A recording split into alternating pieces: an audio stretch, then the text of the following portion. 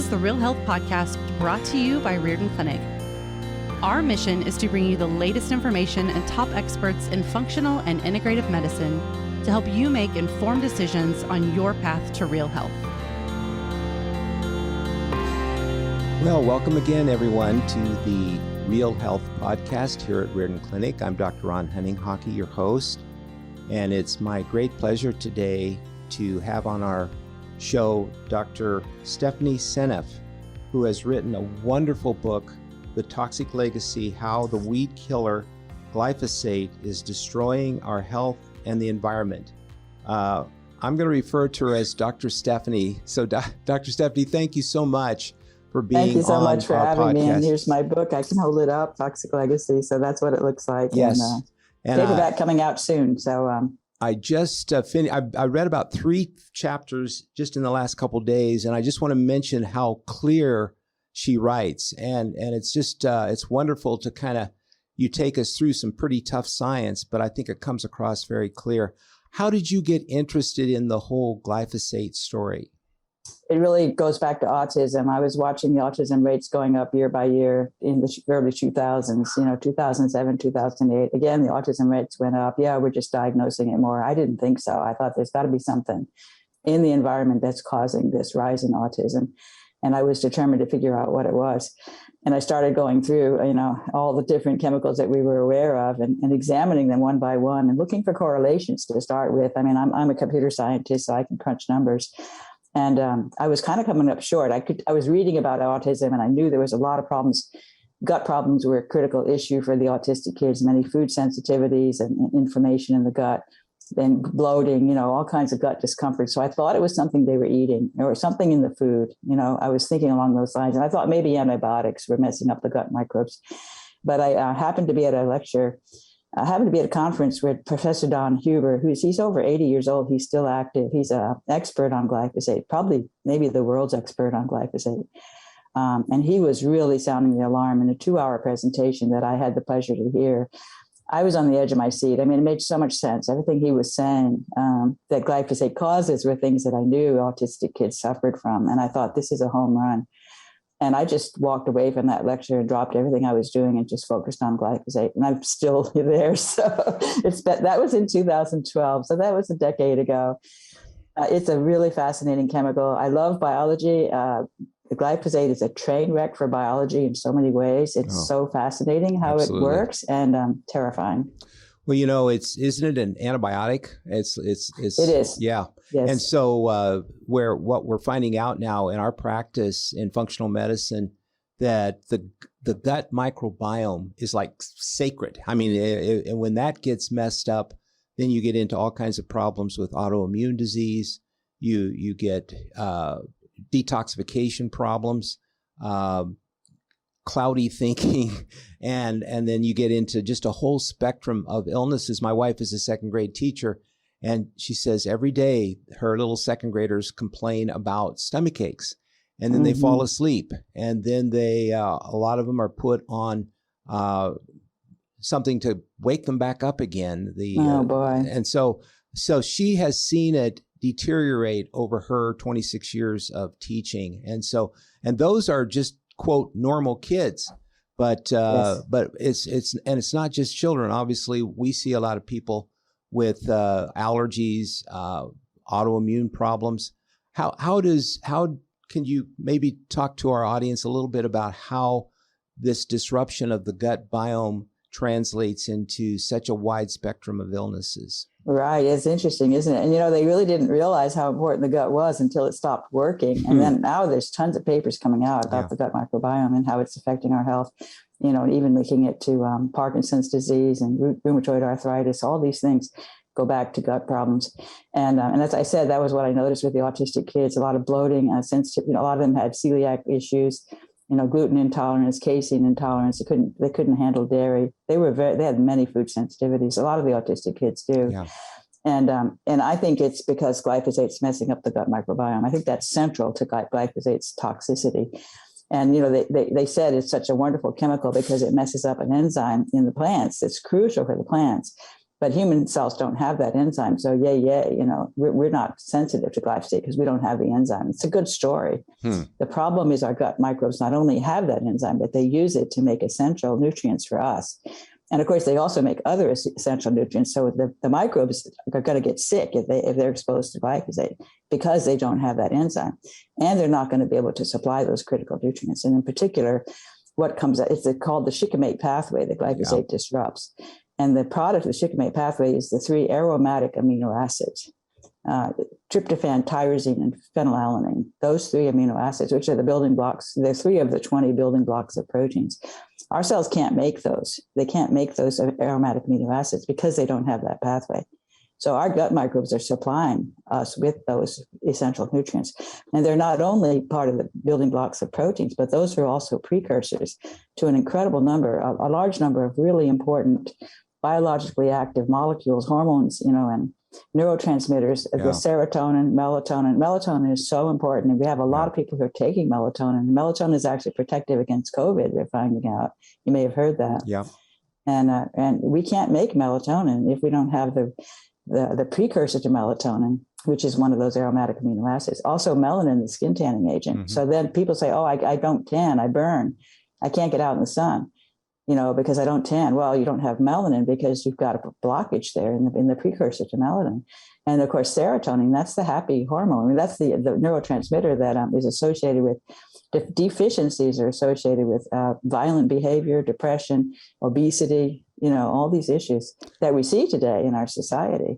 So many people are complaining now that they can't sleep. And I think it's tied into this as well. And of course, the stress level is very high. People are depressed. They're moody. They can't focus as well. So we're seeing it's not all the way autism, but it's like autism on a general scale almost. I think so. I think there's actually a thread from autism to schizophrenia to Alzheimer's. I think all of those are connected to the same issues in the brain. There's a lot of parallels there. Alzheimer's is the fastest growing chronic disease, and they're talking about by 2050 a tripling. And it's so scary because it's such a debilitating disease. And there's an article that just came out on glyphosate. I was so excited to see this. July 28th, I think it was published. And this article was really hit directly on the issue of glyphosate causing Alzheimer's. Really interesting. It showed that glyphosate gets past the brain barrier. It causes inflammation in the brain. It causes amyloid beta to show up, the misfolded protein that's associated with Alzheimer's. Really direct, very strong evidence. I was really happy to see that because I talk in my book about the perfect correlation. Both autism and Alzheimer's are going up dramatically over time, exactly in step with the rise in glyphosate usage on core crops. And I think it's not just a correlation. They say, correlation doesn't mean causation. They dismiss it. I mean, it's amazing how they can just ignore the evidence that's staring them in the face. They just ignore it. So what I really wanted to talk to you about, and I know our audience is interested in your thoughts on this too, is what we as the average person who's out there trying to fight for our health and our well-being, and we know that this is so pervasive in our food and in our environment, you almost can't get away from it because it's in the water and everywhere. What's a person to do? Let's just kind of talk a little bit about some ideas about the average person trying to be healthier dealing with the glyphosate issue. Right. Now, it's all over the food supply, and the CDC just recently finally tested. They did a random sample of a number of people, thousands over, I forget how many, but like maybe a couple thousand people, looking at glyphosate in the urine, and they found detectable levels in 80% of the people they tested. So it's really, it's pervasive in our food supply. The most important I tested a lady, I saw her today, and she's in the 75th percentile from the Great Plains Laboratories, and she's tired. But yeah. Yes. And that's, they've seen the correlation too with fatty liver disease. That paper showed 3 different groups. I talked about it in my book, the ones who were healthy, the ones who had an earlier stage of fatty liver, and then the advanced stage. Statistically significant differences in the level of glyphosate in the urine among those 3 groups. So that's really impressive. So one thing you can do is test your urine and see what your situation is, as far as whether you should be alarmed. eating certified organic, I think, is the number one thing. Yeah. And we're very compulsive about buying only certified organic in my household. And we have really noticed an improvement in our health once we started doing that, which was a long time ago, because as soon as I really, in that first year, I'm like, okay, we're pitching everything. We're just going to get rid of it, start over, buy new cereal, buy it organic. So eating certified organic, number one, I think it's most important. You need to worry if you live if you live near agricultural fields, that's a problem. If they're spraying glyphosate next door, I think you almost have to move. I don't think there's another way around it. You have to move. Don't live next door to a farm where they're spraying glyphosate. I think that's really important. I just had a 12-year-old girl with a sarcoma, huge sarcoma, and we did her glyphosate, and she lives on the edge of town near a field. And I told you about this last test, which was in the 75th percentile. It was a 1.8 micrograms per gram. This girl with sarcoma was up to 7 micrograms per gram. And so she developed a sarcoma. So people what we're saying needs to be taken taken seriously. So, yeah. That's right. The non-Hodgkin's lymphoma, you probably know about all the lawsuits, because it's really started off with one non-Hodgkin's lymphoma. He was using glyphosate in schoolyards, this guy. Dwayne Lee Johnson. Lee Johnson. Yeah. Yes, he got a big award, and then 2 more cases followed. They also got huge awards from jury trials. The awards got cut back by further negotiations, but they all succeeded in getting. I believe they've all succeeded in getting money from Bayer. Bayer has bought Monsanto. Monsanto was the original. And so now there's like tens of thousands of cases waiting in the wings, and they're trying so hard to do some kind of class action lawsuit that includes a clause that says no more, like nobody else can sue after this, and they're not letting them get by with that. So I don't think so. They're still facing a real challenge with glyphosate. In fact, Bayer has decided to stop selling Roundup to the U.S. population, the residential population. They're still going to use it on the food, which is really, really unfortunate, but they're going to stop selling it to the residential population, because that's where the lawsuits are coming from. The farmers can't really sue because they are exposed to so many chemicals. They can always point the finger at the other chemical. So it's hard for the farmers to prove it. But the farmers do have an increased risk of Parkinson's disease and Alzheimer's, and of course, non-Hodgkin's lymphoma. All these things have been shown statistically that these farmers suffer from these things. It used to be the farmers were the healthy people. They would live into the 90s. It's so sad, isn't it? Because it's a healthy job. You're out in the sunlight, you're getting exercise, if you weren't poisoning yourself. And that's the whole issue. People don't realize how much the poisons matter. And they talk about the food, and they talk about the processed food. It's true. It's very nutritionally, and it's not nutritionally dense. The processed foods, that's the other thing, is eat whole foods. Right. Number 1, eat certified organic. Number 2, eat whole foods. Really important. Eat a lot of veggies. And I'm not vegan or anything. I like meat. I think seafood is fantastic. And eggs, organic eggs are one of the healthiest and cheapest things you can get as far as nutritional value goes, because that egg yolk has so much nutrition. And, and fish and oysters. Oysters are an incredible source of a lot of minerals, and healthy fats. So I really, I know seafood is expensive, and some people don't live near the coast. Many people don't live near the coast. But if you do, that's a great option. I'm sorry. Go ahead. I was just going to say, we measure glutathione. We measure the methylation pathway. We try to help people activate their detoxification pathways. That's one way. Are you aware of any other things that people can do to kind of help get glyphosate out of their system once it's there? Right. And I do want to mention the glutathione and also N-acetylcysteine, which is a precursor to glutathione, and glycine. Glycine is a nutrient that you can supplement. I like, bone broth. Bone broth is a good source of glycine. Organic bone broth. Make sure it's not, because you're going to have glyphosate. If there's glycine, there's going to be glyphosate if it's not organic. So worry about that. Yeah. Buying organic supplements. So glycine and cysteine are both important for glutathione. Those are 2 of the 3 amino acids that go into glutathione. And glutathione is an incredibly important antioxidant in the liver that glyphosate suppresses. I wrote about it in my book, but it messes up glutathione big time. So you really need to make sure that there's enough of that. And that also means eating sulfur-containing foods. Right. I really emphasize that. A high sulfur diet. And again, that goes back to the seafood and the organic eggs. Those are really good sources of sulfur. Cruciferous vegetables. I love garlic and onions. Eat tons of those. They're really nutritious and spice up your food a bit. And they're known really to be good detoxifying foods. And exactly, and all of our that's cancer patients, we say, hey, get on your greens and your cruciferous. Yeah. There you go. And that's really for the sulfur, I think. But they also have some interesting molecules in there that are helpful for metabolism. But I think the sulfur is super important. Sulfur is crucial for being able to, and people don't realize this, but sulfate plays an important role in the clearance of broken molecules. You get oxidation damage, and you have to clear those things that are oxidized because they're not useful to you anymore. You need to break them down and into basic, molecules that can be built back into healthy molecules. There's a constant process of breaking down things that got oxidized or things that got glycated. And the process that does that in the lysosome depends upon sulfate. And sulfate is going to be sulfur. So you really need to make sure to get enough sulfur in your diet.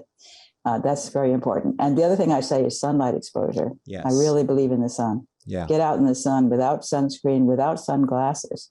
I mean, I'm a case in hand because I have never used sunglasses all my whole life. And I love the sun. I'm outside all the time with the sun shining in my eyes. And I'm 74 years old. I don't have any issues with my eyes. I don't even wear glasses. I mean, that's quite amazing, isn't it? I'm in your same boat. Same thing. I have never, I wore glasses in high school, but then I got rid of them after medical school and I haven't worn them since. Yes. So. I mean, I don't have perfect vision and I did the same thing. I sort of started taking my glasses off when I was outside because I wanted that sun. And It felt so good. Yeah. And then I started just kind of leaving my glasses off. So I don't have perfect vision, but I can drive without my glasses. So I've basically forgotten that I have glasses, I don't have to see the blackboard as a child in school. I'm okay, Yeah. So, well, it's a shame that the sunshine has gotten so demonized by the dermatologists because we absolutely it's a nutrient, so to speak. It totally that everyone is. should have. It'll make you feel better. It'll reduce your risk for chronic illness. It boosts your vitamin D levels, which is really, really important. And so all that, and plus it just feels good to be in the sun. It does. And I think and I write about it in my book because it's more than vitamin D. I always, the dermatologist will say, stay out of the sun and take a vitamin D supplement. Yeah. That's what they'll tell you. Yeah. It's the wrong advice, in my opinion. I think you need to get the vitamin D from the sun.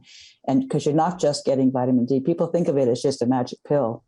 But vitamin D is about more than vitamin D when it comes to sunlight. And people don't realize that. And then, of course, there are things that can detox. And a lot of people are fond of a product called Ion Biome. It's made by Zach. It was designed by Zach Bush. He's a friend of mine. No, I know Zach. He's talked a lot about glyphosate. And he's done studies. There actually has peer-reviewed published papers that show that glyphosate increases zonulin in the gut, which causes a leaky gut, which causes a lot of issues. And so he says he has made this formulation, and it's based on really healthy soil. They take out these fulvic acid and humic acid, which are these complex organic molecules in the soil. And apparently, I read about it and wrote about it in my book. It was quite fascinating. What I found was that there are actually enzymes that get bound to those fulvic acids that are made by the microbes. These enzymes, and the enzymes are very versatile. They can break down lots of toxic chemicals. They have a very powerful ability to break things down. And so one of the things they can break down is glyphosate. And so it could be that you're actually taking enzymes that can break down glyphosate when you take fulvic acid. And he also has some minerals in there and some spores, I think, of some microbes that can help replenish your gut microbiome. Yeah. So I think that's a good product. And we that's have it in our store. We have it in our store. Yeah. Excellent. And there are other things of that sort that you can buy. You can just buy the fulvic acid, for example, and you can take minerals. And of course, minerals would also be sea salt. Use sea salt instead of regular table salt so that you're getting all the minerals instead of just the sodium chloride.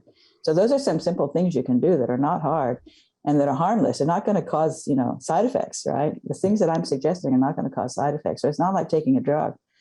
And another one is apple cider vinegar. I've been claiming, and I don't know if it's true, that you can break down, again, the apple cider vinegar contains Acetobacter. That's true. It contains a microbe called Acetobacter. And there are members of that family that can break down glyphosate enzymatically. Glyphosate's a tough molecule to break down, and most of the microbes can't do it. And the ones that can get an advantage, Pseudomonas aeruginosa is another one that can break down glyphosate. And I think that's why we have a huge problem with Pseudomonas in our hospitals. There's a lot of trouble with it being a runaway infection that, you can't treat it with antibiotics. It has an advantage because it can break down the glyphosate and actually use it as a source of phosphorus. And the same thing with cyanobacteria. We have a lot of issues with the red tide and the blue-green algae, all this mess in the waterways in Florida and also in the Great Lakes. I think glyphosate is a major contributor to that. And I think the reason is because the cyanobacteria, they actually break down the glyphosate, but then they release nitrogen. They deliver nitrogen to the algae, and the algae overgrow, and you get the red tide. So there's a real mess that goes on. But the blue-green algae thrive because they're performing a service of removing the glyphosate from the waterways. Yeah. Quite interesting. We talk to our patients about the small chain fatty acids in the colon and butyrate. And, that's a big one. And there are some new products coming out. There's one called tributyrin, where they attach it, the 3 butyrates, to a glycerin molecule, and it gets down to the colon a little bit better. So it's a really good way of repopulating and helping your body detoxify stuff in that area. So that's a very important point. In fact, I don't know if you read my gut chapter. You maybe haven't gotten to that chapter yet. You'll enjoy it because it talks about the butyrate. Have you read that chapter? I think it's. That's where that's why I wanted to talk to you about it. Yeah. So that's really interesting. I spent a long time studying for that chapter. That was a hard one because the gut, papers are really tough. But I finally worked it out. I was really quite proud of myself because it's quite interesting, and it's been shown experimentally that glyphosate reduces the level of acetate in the gut, and that glyphosate increases the pH of the gut. Mm-hmm. And I think it does this because of its problems with proteins that I talk about in the book. It ends up, the proteins don't get broken down in the midgut, and then the amino acids can't be absorbed. But basically, you have these long chains of proteins, you break them down into individual amino acids, they get absorbed in the midgut, and then they supply you with amino acids. That doesn't happen. So the whole peptide sticks around, goes into the colon. And then the colon gut microbes break it down all the way, not just to amino acids, but to nitrogen. And the nitrogen becomes ammonia, and ammonia raises the pH of the gut. Yeah. And now it's too high, and those acid-loving microbes can't make acetate and butyrate. So the acetate goes down, the butyrate goes down, and your colonocytes love butyrate. That's their favorite fuel. They really thrive on it. They need that, yeah. They don't have enough. And then they get sick, and then you've got all kinds of. Of course, we're seeing a rising incidence of colon cancer in young adults, and so part of this probably is the whole story that we're talking about today. So yeah, and these Crohn's disease and inflammatory bowel disease, those are going up directly, exactly in step with rising glyphosate usage. Perfect match. Yeah, the correlation. So it's so clear to me. I don't understand why people don't just see it. We've been told it's healthy. Don't worry about it. It's a great resource for killing the weeds. It makes your food cheap, and the government just refuses to acknowledge that it's poisoning everybody. I think it's a major contributor to the problems we're having with COVID-19. I really have to say that. I agree. Glyphosate is messing up the lungs and making you messing up the immune system. I have a chapter in my book on the immune system. Yeah. And causing you to not be able to clear the virus. So hopefully our listeners, after today's presentation, will pick up a copy of your book and just thumb through it and find the stuff that relates to your own condition and start to learn about this so we can be a better consumer. And because one of the ways we change is with how we use our pocketbooks. And if we can start buying more organic and buy the types of foods that are going to protect us, we're going to be challenging these huge corporations, but it takes people like yourself and like our listeners who are willing to go the extra mile to take better care of their health. Right, and the farmers will thank you for it too. They will. If they grow organic, they'll be healthier. So Dr. Stephanie, I wish we could just keep going. I think we could just talk a day. But thank you so much for your work and for getting this word out and making people aware that this is an invisible threat that's affecting so many aspects of our lives. And we as individuals need to take better care of ourselves because we can't wait for the government to do it for us. So absolutely. Good point. Yes, it's unfortunate. The government needs to change, but in the meantime, we can do it ourselves. We have a voice and we can make better choices. So once again, thank you for your work and all that you're doing and for the clear exposition you've made in the toxic legacy. So thank you. Hope all is well with you in the future. Thank you so much. Great to talk to you. Bye now. Thank you for listening to the Real Health Podcast. If you enjoyed this episode, be sure to subscribe and leave us a review. You can also find all of the episodes and show notes over at realhealthpodcast.org. Also, be sure to visit riordanclinic.org, where you will find hundreds of videos and articles to help you create your own version of real health.